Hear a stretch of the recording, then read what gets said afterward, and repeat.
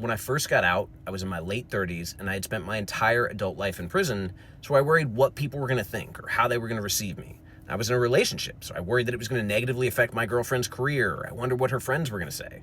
Because on the one hand, this insecure part of me felt like there was a giant sign above my head saying, hey, this guy's a felon, and that everybody could see it. And on the other hand, I felt an obligation to disclose it, at least in certain situations.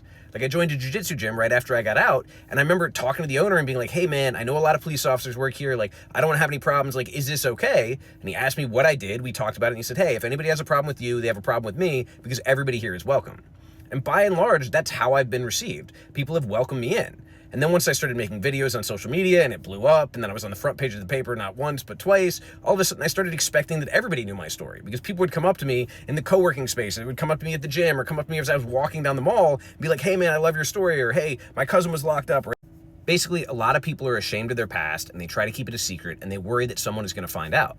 But one thing I learned in prison is you can't hold a secret over my head if I tell everybody. So if I lead with my truth, if I lead with my experience, if I tell the world, what are you going to hold against me? And it has actually been more strange going into different spaces. Like I do some contract work that has nothing to do with prison or the carceral system, and I'll have relationships with the people and it will never come up because it's not a part of my daily life as it relates to them.